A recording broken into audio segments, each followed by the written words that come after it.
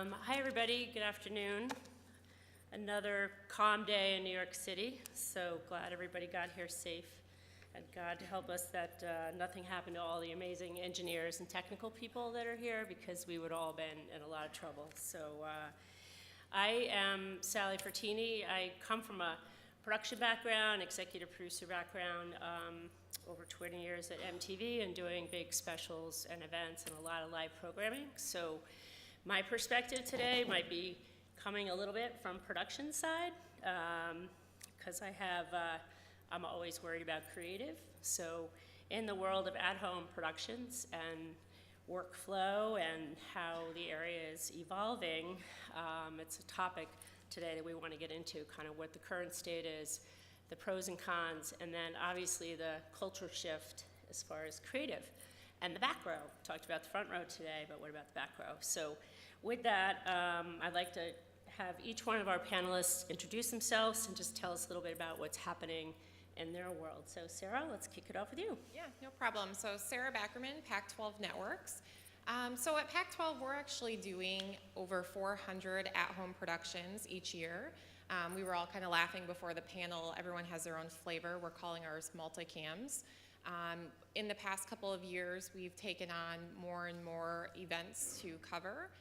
When it started, I think we talk about culture. We were mainly just doing soccer and softball and baseball, and we've really kind of increased to do some of our tournament events. We're doing men's basketball, and this year we even actually did a couple football games. And then with that change, we also started doing what we call an MC8. So by 8, we're actually having 8 paths coming back. We're increasing the number of cameras we're using, and just kind of continuing to grow. So for us, it was all about the foundation of what we have. We have a very unique opportunity by being owned by the schools. We go to the same 12 campuses where we can actually utilize that transmission path, an I2 network, versus having to get creative each time we go to a new location. So by doing so, we actually use our San Francisco studios as a B unit. We bring back slow-mo, enhanced graphic packages. We can do first and 10 from San Francisco. So really taking advantage of it and being able to do more for less with our multicams. Thank you. Mike? Hi, Mike Francis, CBS. We are kind of in the early stages as far as remote production at home is actually our terminology of choice today. We have been doing at-home shows for a number of years, but on the broadcast network, our opportunity to really do a lot of volume is still limited, and we're trying to figure out the best direction, where we can take advantage of that, and it makes, both production and financial sense. So we're in the test research stage, but our experiences with at home so far have been, successful ones, and it makes a lot of sense in the studio show for us right now, but a full NFL production, we probably still have a lot of work to do to be not only comfortable with it, but scale it to the level that it would need to be for an event like that, as well as get the production group and everyone else involved, comfortable and in a position to succeed while we do it, because it has to work. So Has to work. Kevin, how about you? Hi, I'm Kevin from Gravity Media, well actually Gearhouse Broadcast. So we're a facilities company that have got offices around the globe. So we do a lot of sort of international events like Aussie Open, US Open Tennis, World Cups and things like that. And a lot of our clients now, for their unilateral requirements at these events, are asking us to do things remotely. So they don't want to be taking tons of people to site. They want to take the world feed signals, take them back to their home countries, which could be 6,000 miles away, and cut a show there. So this is what we've done the most globally. And then recently we've just come out to the States now, where we're building some small Remy vans. So we do some of the work for ESPN at the moment. We're based out of Charlotte and Los Angeles. So we've got sort of Sprinter vans. They've got 8 cameras.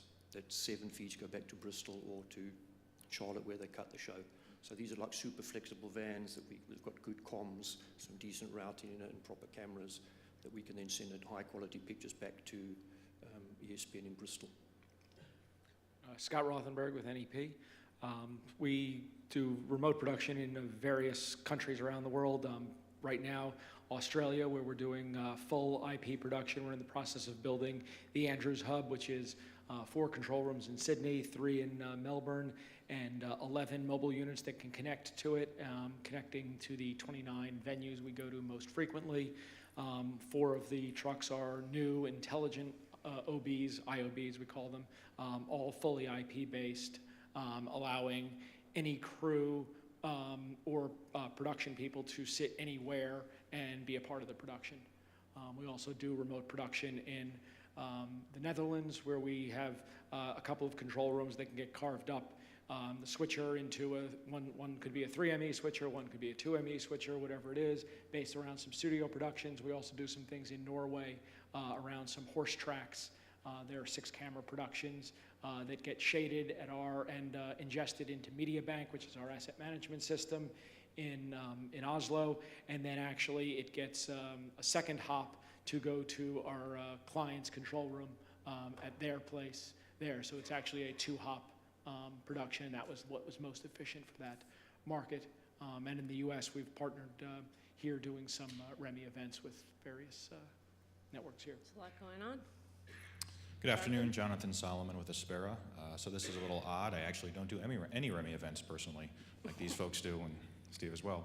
But of course, we provide the back-end software to a lot of this for not only file-based transfers, which both Ken and Richard alluded to earlier, but as well as to moving data of any sort now in a streaming manner, whether it's video or control data.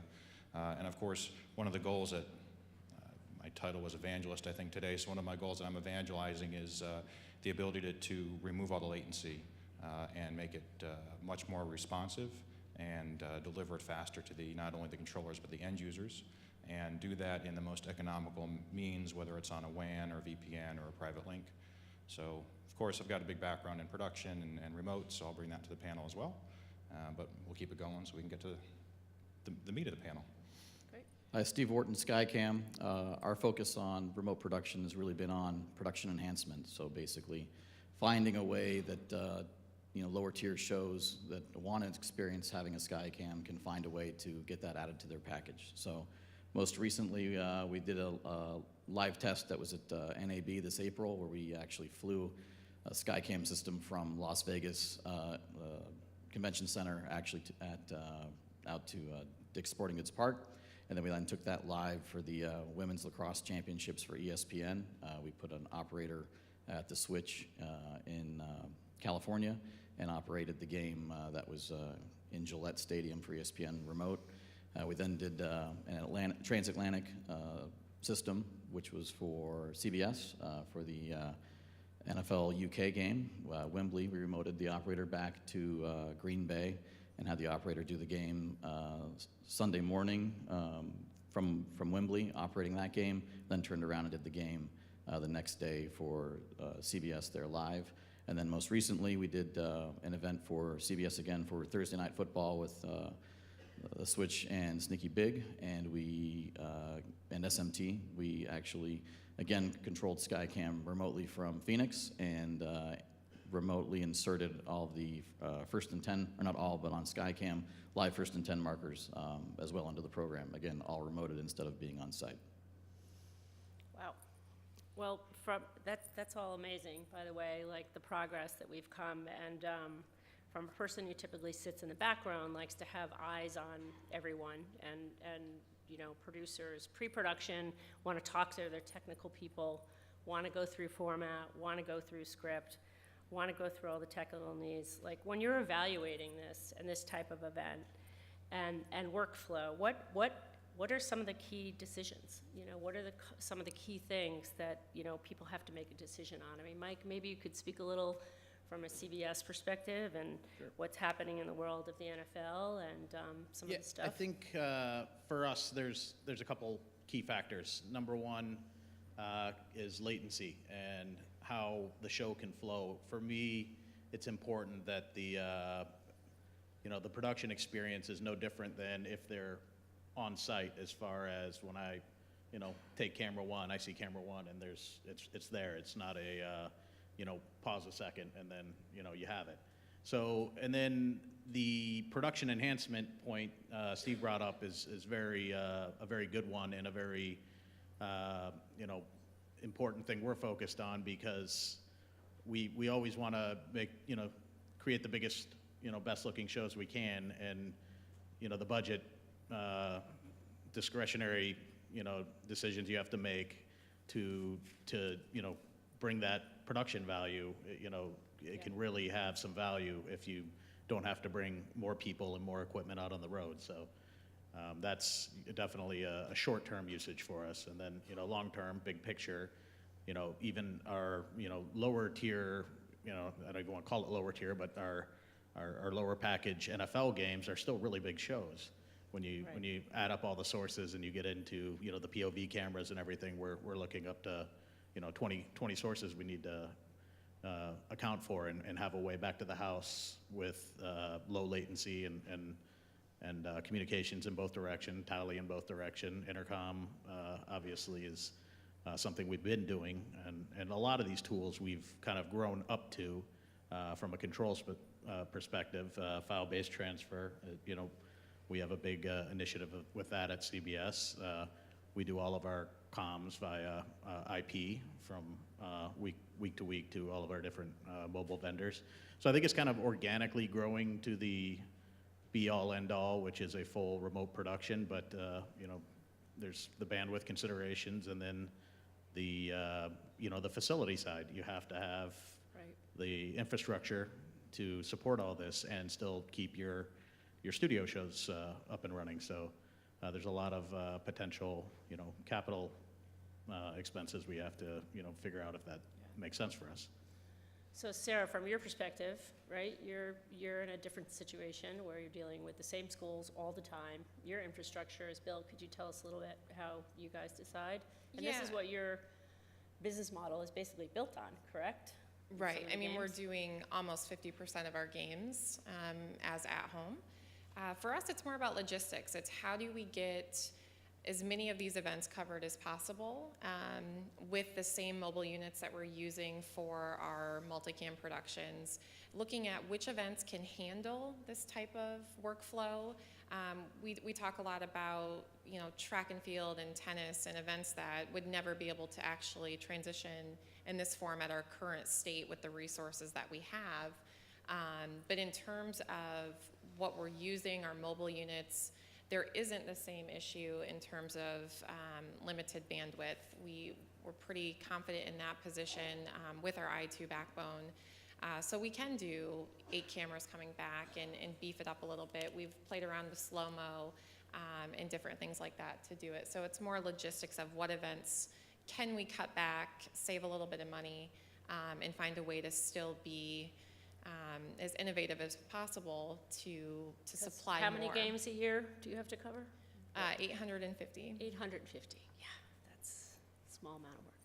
And it's 9 months. So it's academic school year, so it's 850 events within 9 months. That's a very busy schedule. Kevin and Scott, I mean, from a perspective of when clients call you and they're looking for, you know, options and how to cover things, you know, how do you decide what's best to tell your clients that are calling you for resources? Obviously for us, if some of our clients are calling us to do things for them, say for the World Cup soccer or big events like that, we have to be really sure that we can actually deliver what we're telling them. Pull your mic up a So little I bit. mean, so we can- sorry. Yeah. So we actually have to be sure that we can really deliver what we tell them we can do. So I mean, an example, just recently we did some tests with UEFA from Poland to BT Tower in London, 4K uncompressed down a 100 gig line, 5 cameras studio show plus 2 cameras on the pitch side, and this is all doing pre-tests for Euro 2020, because there's tons of unilaterals at that event that don't want to be driving trucks around Europe, because the next Right. European Championships is across 12 cities around Europe. So they'd rather take all these cameras back to their home base. So we're already doing tests with UEFA to make sure this is actually tested and tried, so that when they do want to roll it out and sell it to their clients, that they actually know this actually worked. So I mean, that's, for us, it's testing the stuff before we go and tell clients we can definitely do Right. it. Because black on air is not really an option. I take it you can't really monetize that testing either, right? That's got to be part of your business model, or? Luckily, with someone like UEFA, they are willing to spend money to do these kind of tests, and then we were level 3 were there as well. Right. Orange, BT, SAM. So there's quite a few of us that got together to pull this off. So we literally almost did it at cost for them. It's part of just building a relationship with these guys to test it. So and it went really well. So it was 4K uncompressed from Krakow in Poland all the way back to BT in London, and it worked. So we just proved that it can work over such a distance. Right. So yeah, that's what we try and do. How about you, Scott? Yeah, Because you do NEP, I mean, you guys do, you have your trucks, and you have your remote packages, and you're building For us, it's a out these conversation. hubs. Yeah. Each one of these circumstances is slightly different. Everybody's goal is similar in terms of saving money, where they can enhance production, but how they do it and what the scenarios are different. So in Australia, the crews are largely in Sydney and Melbourne. So there was the advantage of having, hub there. We could save a lot of travel costs, but there's some very talented operators that live elsewhere. So when you have an event and you want to have an operator, you don't want to have to fly them back to Sydney or Melbourne. So that's where you want to have the flexibility to have people on site contribute to the broadcast. So that's, for us is a lot of having flexibility built in, and also having the ability to service the event in the same way, because people don't want to change their workflow. They don't have time to learn something new. They have to tell the story that they're there to tell. So we're there to support that. And Mike, I can help you with your capital costs. We should talk about that. Jonathan, how about you? There's various ways for transmission and So, of transferring course, files. you're talking about the operators who aren't in Sydney or Melbourne. Immediately in my head, I'm thinking, well, why do they have to go anywhere? Why can't they just operate at their house, right? There's no reason you can't. If you already have a robo-operator, there's no reason they can't run out of their house, especially if they're doing control, which is not high bandwidth. So I think, it's going to go on a tangent, but I think the end game of at-home production is getting the best qualified people at the best location for them to work with the best tools.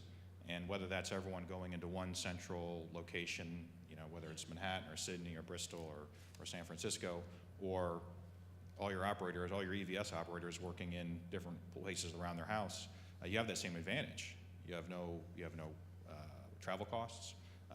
They're happier because they're waking up with their family and and maybe doing 2 games at once. So I think long term, if you get over this technological transmission isn't the right word, but transport hump, the possibilities are really endless, and you can really, and the end game to Sarah's goal here is the lower your costs for every production, the more productions you can do. And right now everybody knows if you don't have live content, you don't really have much to offer these days from an advertiser's perspective. So less money on the production equals more productions to do. And Stephen, when it comes to SkyCam, I mean, to me, that's such an elaborate, first of all, that's a big cost for a production to have, period. I feel like now I'm seeing, flyovers, drone cameras, different types of aerials, high and wide shots. So when it comes to like a SkyCam, is this also part of, how you have to continue to evolve in your business? Like, at the end, is it an operator? I mean, we still got to set it up. We got to build it, right? Yeah, I think those are the challenges that we're facing. So I think going back several years, SkyCam was extremely expensive. You saw it in the most marquee events, and now we've got systems that are installed. I think Jay talked about us being at the Baltimore Ravens, and so our affordability has come down, and a lot of that is really understanding that we have a product that everybody wants, but not everybody can afford. So how do we make that more affordable? And remote production is really a key way of making that happen. And so we have to look at, when you ask what are the things that Mike looks at for his transmissions, it's a little bit different for us. We need to make sure that we have access in the venue, but we also need low latency, and we also need reliability, right? If we don't have those things and the guy's remoted and it's black on air and the SkyCam's not working, then we have an issue. But our key drivers are really not so much to lower the production cost overall per event, but to go back to someone like Mike and say, look at the value that you can get now because you're going to save, and the value of those events are now greatly improved. And so that's really our key interest. So that brings us a little bit to, I think, the pros and cons, right? So is this, at the end of the day, is this really a money saver? Is this about we're saving money, doing more, we have more content to cover, there are more games available that the viewers want to see, so at the end of the year, we can save a lot of money. Is that like really one of the, I think, to me, because creatively, I'm struggling a little to say, well, creatively, it's a better image. I mean, at the end of the day, people are building hubs or bringing it back to the studio, and you have your home-based crew that maybe can turn around 2 games on one day. The same crew can do 2 games instead of 1 game, but talk to me a little about the pros and the cons. Sarah, from what you've experienced, let's start with you. Yeah, we've definitely seen a financial impact by doing these games where we've been able to put more money into our premier events. So save on some of the lower revenue events and put it back somewhere else. But the thing, we talk a lot about culture and getting our production and front bench on board with these at-home productions. And one of the things we've really been proud about is we've been able to actually offer more. So you talk about using the same crew to do multiple events. We can get some of our best people in there, and on a weekend, they can do 3-4 events for us right in a row. Where if they're in the field, it takes time for them to fly between locations, and we could really only probably utilize them once. And then we've really been creative with our at-home productions in order to offer more enhanced graphics packages and technology that maybe we wouldn't be able to afford on all 850 events. But because we're doing so many events from San Francisco, it's an investment that we've already paid for or purchased for the studios that we can utilize game after game after game. We could have 4 studios up and running with 4, separate multicams and actually use the same technology in our bullpen for all 4 games. So for us, there's been a huge cost savings that we've seen. Do you have a producer on site?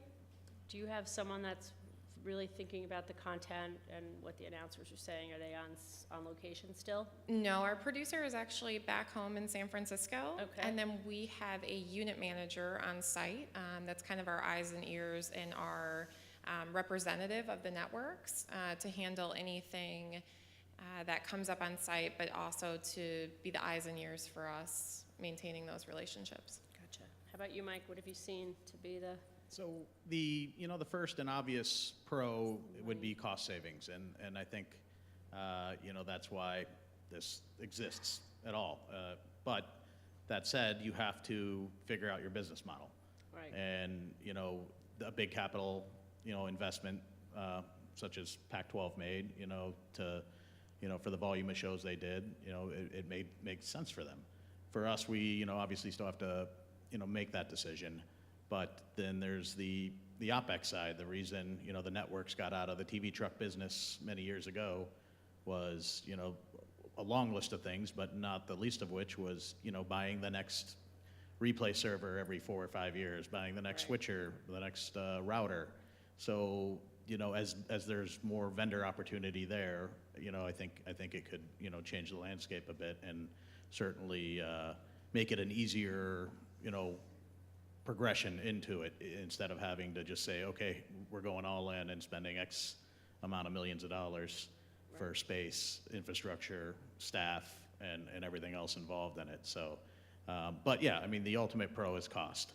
Even in the short term, back to the production enhancement conversation, potentially adding SkyCam on a show you'd never have it, Right. or first and 10, something we use as a production enhancement right now. A lot of ours are not done on site; they're done remotely, and that used to be something that always took up space and required hotel rooms and Right. and more on-site engineering. So, and then the cons for me are you have to manage the risk. You have to Yeah. make sure you're comfortable. You have to make sure your transport is Solid. bulletproof.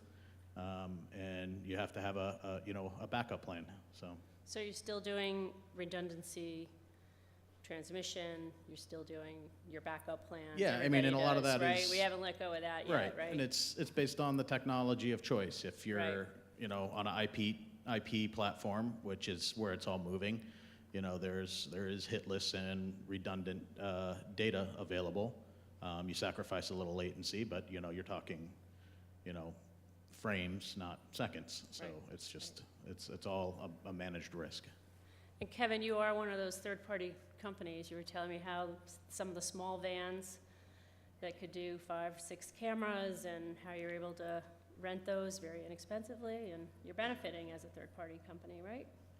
Yeah, I mean, for us, in the international stuff we do, the cost savings for production people can be quite large. I mean, for instance, when we did the US Open Tennis 2 years ago for Sky, instead of sending 26 people from the UK out to Flushing Meadows for 2.5 weeks, they sent 10. So they saved 16 people in Flushing Meadows for 2 weeks, flights, hotels, per diem, everything like that. And the same with when we do the World Cup soccer. We're going to send less people out. Formula One for Sky, they're talking about doing remote next year. That's 26 events. People are on the road for like 100 days of the year. Multiply that by 10 people in hotels and flights. It's a lot of money. So for the big international sporting events, I think that's a massive saving. I mean, if you're doing things locally, like in the UK, they're talking about starting to do some sort of remote production. I say, you know what, really, to drive a guy to Birmingham and instead to drive him to London, that's not going to save them that much money. So I think the big money saving is on the big international events, in what we do anyway, where people can save serious amounts of money. But what we have done with our smaller vans, we have made them, they can do either remote or they can be used as small 6 to 8 camera little vans as well. So we can offer that kind of service as well to people. It ties into the truck conversation that was happening before about the next generation of trucks being designed and built, and the versatility of, and obviously for a larger scale event like a Super Bowl or something that massive, that's a totally different conversation. But Scott, how are you seeing that evolve in your world? It's continuing to evolve. I mean, Yeah. the connectivity is right now a huge cost. I think one of the big differences between the U.S. and Australia is the number of venues that frequently, you go to, and a given. It's always the same. You mean there's less In Australia, there. there's 26 venues that are primarily gone to, so we needed to get high quality, robust connectivity to 26 places. Right. I think to make the U.S. market work at scale would be a few more than that. And how all of that works with switching and hubs and things like that. But I think there are potential production advantages, that could, once you get past some of that, and some of that's just going to be time, technology, that's going to come down. Right. But then if one of the things that all of the high-end events have is consistency of crew. So if we could bring that to all events, I think there's advantages to that. We talked about enhancements and other things that we can do. So I think there are production enhancements, and how much that's going to turn into revenue for the broadcasters. That's probably a way different panel than this one. Right. But I think those are potential advantages, but it's really dependent. So Jonathan, when it comes to things like 4K or 360 cameras, or a different type of technology versus 5 single camera feeds, where are you going? Can you tell me a little bit about your world and the pros and cons of some of the newer fun toys that producers want to use? So Like that SkyCam. Right. well, that's let me take a step back, right? So 20 years in broadcast engineering, right? So when you're saying 4K, my eyes light up. HDR, that's great. Now, after being in a different technology business for a few years, everything coming out of your mouth, I'm just hearing data. Yeah. Right. So and I'm picturing the pipe size getting bigger and bigger and bigger, right? So 4K, no problem. Just give me a 20 gig pipe and we can move that uncompressed. VR at 4K, no problem. I need a little bit more than 20 gig. But so everything we're talking about comes down to data, right? So, I'll do the quick sales pitch here is not only can Aspera move the files, right, but we have this Faspstream protocol which moves data. And whether it's our protocol or whatever the end result is, today you're using FEC and that type of stuff, and not just in video, but in any other data. But you got to move that data very fast and very efficiently and very reliably. And if you can't do that, then none of this works, right? If you don't have good control of your SkyCams, then it's who knows what's happening to it. We were talking earlier before the panel, you don't really need to have great return video on that because you kind of know what you're doing at that point. It needs to be reliable enough it'll work, but if it interrupts, it's fine for that. But if it's coming back to Mike's broadcast center, then it needs to be reliable. So that's the thing that really, that's the new technology that's coming out. There's a lot of people coming out with stuff to support that type of technology, whether it's compressed or uncompressed. That doesn't really seem to be a big deal for a lot of people at this point, but you know, you're looking at 2110. 2110 can include a lot of this stuff. The big thing about 2110 is, look, Ethernet's bidirectional, so all of a sudden you have this bidirectionality. So aren't we putting stuffing packets into 2110 and getting it there reliably? So I think there's a lot of stuff coming down the pipe, but again, it's the mentality that needs to change across the board for those who haven't already been doing REMIs. It's just data, and if you can move Bitcoin reliably, you know, using the way it moves, and people can trust Bitcoin, or there are Arvon or VoIP, it's just data. It's the same data, it's just bigger, so it needs to be more reliable. I just want to take one step back, and you'd asked about what are the benefits besides keeping people at home, which, by the way, quality of life is a good one for that. For those who have been on the road, they can appreciate that. But the rate of innovation, right? I remember when Yellow Line First and 10 came out, it was extremely disruptive to not only production, but to engineering. And at some point, you needed an extra truck engineer just to get the thing integrated, and maybe it worked, and sometimes it went on air. And you only had a very limited amount of time to try that. You know, a couple 3-hour show is what you had. Well, if you do it in a facility that's REMI'd or at home, you have 2 or 3 shows a day, probably twice a week, you know, two days on a weekend, to really figure that thing out. And you've done the interruption once, and you've done it on Friday. So suddenly that rate of innovation can ramp up because that testing and feedback can be done immediately. So I think that's a real big advantage. So it's a good segue to just the cultural shift, because, you know, this means jobs could be changing. Producers, you know, what are their roles now, in the sense of, like, the producer in the field getting the story?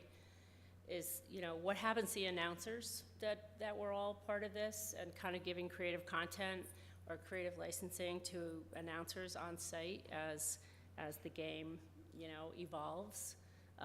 So let me just start maybe back for a second on the job side. You know, is it a different qualification, like the same, if it was 5 people that went out with a truck, or 15, is it like now 3, and they're doing the same job? You know, like, how is that culture shifting the engineers, starting with them, and the jobs that they have to do in the field? You're asking them to do a lot now. Well, as a former truck guy, I can probably speak to this a little bit. Yeah.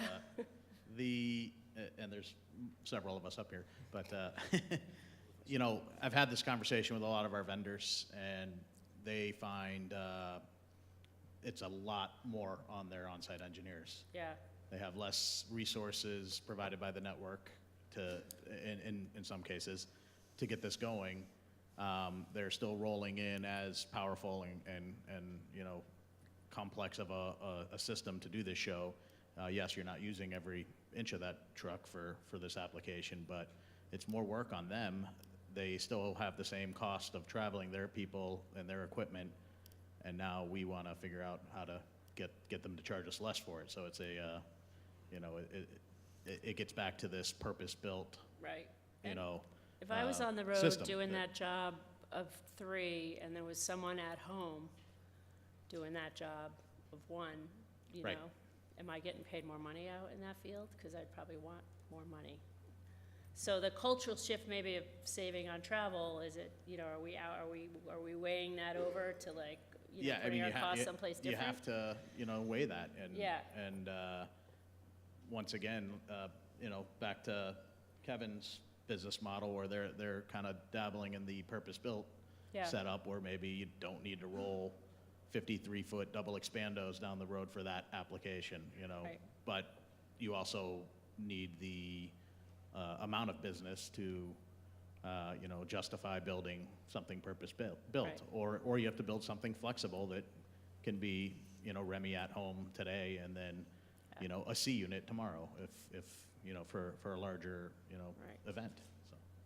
Go ahead, Sarah, I do you think want to say that's- something? Yeah, I think that's where we benefited with volume. So we ended up partnering with a vendor to build custom trucks for this purpose. So I think it really cut back on the amount of onus for them, knowing that the trucks were not 53-footers that needed the extra body to help set up. But I can't speak for them, but I hope it's been more of a partnership with our engineering team back in San Francisco and them to really get this up and running so that it's a smoother process on site. And how about you? Yeah, if I from could a- just say Go something. ahead, Kevin, from a director's standpoint too, are you hearing from directors in the field about what they want and don't want? Sorry, I just wanted to say something about engineering as well. Yeah. Being an old engineer. Yep. The thing nowadays, the problem we have, or the issue we've got is, you've got these small trucks, and it's run normally by one person and maybe two, and these people need to be multi-skilled now, whereas before you had a video guy, audio guy, a comms guy. Now you need one guy that knows all of those disciplines. So that's, for us as people supplying these services, that's the problem. And it's finding these people today, and we're literally having to train these people in-house, because there isn't really, the broadcasters aren't doing it anymore, like the BBC used to do it 20 years ago. It's not happening anymore, because we demand more from these people. They roll in at 10 o'clock in the morning, they've got a show at 5 o'clock in the afternoon. It might only be an 8-camera Remy show, but it's pretty complex stuff that they're doing, and the guys need to be able to think on their feet and have multi-skills, and that's one of our issues, is actually trying to find these people that can do this, and production still expect everything to work, and we want everything to work, but it's just finding these right people. New jobs, Yeah. new jobs. More new job training. Market.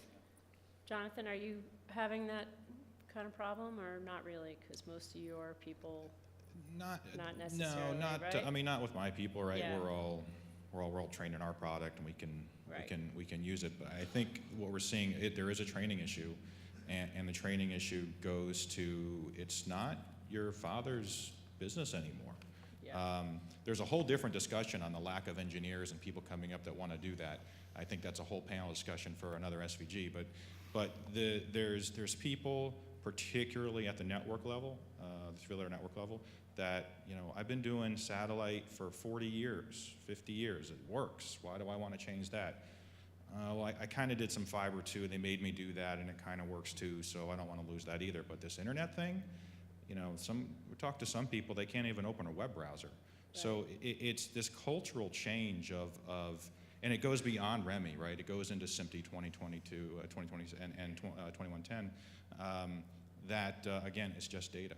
And if you can't make that shift from there's something on this cable and it's video because it's a BNC cable to there's something on this cable, or there's many things on this cable and I don't know what it is, and I have to figure out how to do that. If you can't make that shift, you'll finish your career. I don't think it's going to happen that fast, but you're not going to see any new toys down your path. I think everybody's experienced everyone in this room, I mean, when you look at the evolution, I remember at MTV, we did the first 24p production with the VMAs that were live, and I remember Eric Duke calling me the day after going, do you know how many people called me saying, was that film, or what did you guys do? I mean, think about how long ago that was, and like 24p what? So, the cultural shift has been happening, and to your point, if people are not on board with it, this just seems to be the way we're moving to gather all this content.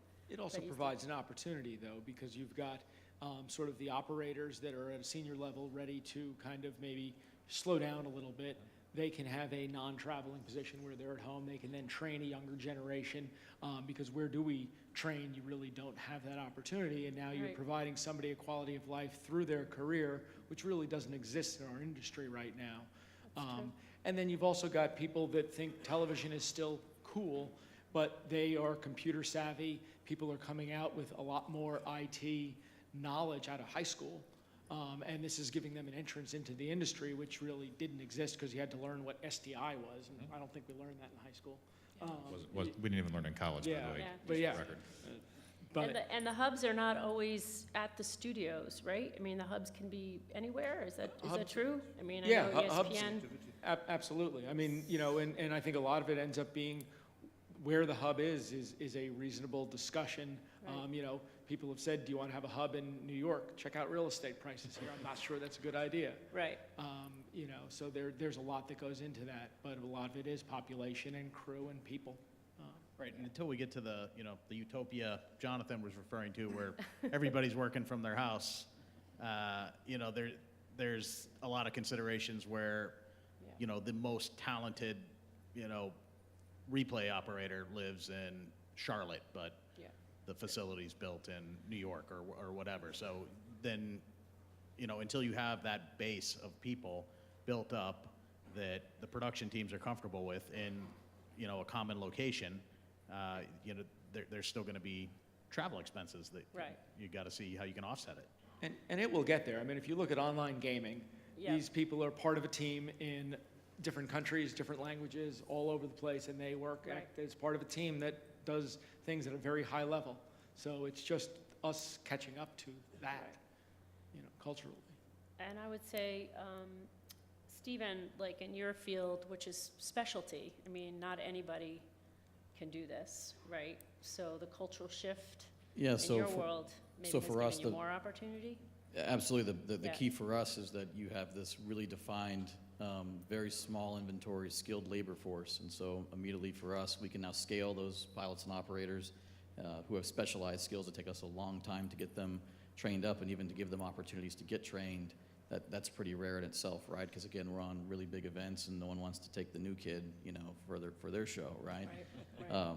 So being able to have that availability by having an operator who can go and do a game or two, or even do a game Saturday, and from that venue just again plug into a network and then operate a game somewhere else that has nothing to do with anything. I think that's really what we brought to the table that was different, was instead of taking this, whether it's on site or fully remote, this monolithic, there's an event and a truck and it's all in one place, we sort of became a splinter. And so when the event's happening in the UK, our guys in Green Bay, Wisconsin doing the game, and has nothing to do with how everybody else is really envisioning that production. And then they find out afterwards, oh, what do you mean the guy's in Green Bay? Oh, he's there, he's going to do the game tomorrow. Right. Same thing with the Thursday night game. The Thursday night broadcast is happening on site, but remoted from that, from Sneaky Big, is SMT and SkyCam. And so it's a different way of twisting things a little bit, bringing a new spin to just, again, instead of production is, event, truck, transmission, it was, to your point of the video games, it's this, fractionalized system where you could have, if you wanted to, your EVS operator in Montana and your, director at a studio in New York or whatever it's going to be. I think to your point, there's a wave coming that's understanding that it's all data. It doesn't Yeah. have to be video. It just doesn't have to be command and control. It's just ones and zeros, and we need the biggest pipe possible that's secure to get us back and forth. I mean, we should ask if there's any questions, because I know our time is coming to an end, but this opens up such a can of worms in my mind about audio and comms. Like, if your comms go down, like, we're just screwed. So I would imagine the audio conversations around this are quite in-depth, and that's probably a whole session in itself. And then the second thing I just want to ask, and I don't know if anybody can give me this answer, but financially, are the numbers there yet? Like, have we been doing this long enough where a network can say we saved X amount of dollars on this? Or is it pretty much, Sarah, you probably have more of Yeah. a financial model? We Yeah. certainly can at this point. We've been doing over 350 at least for the last 3 years now.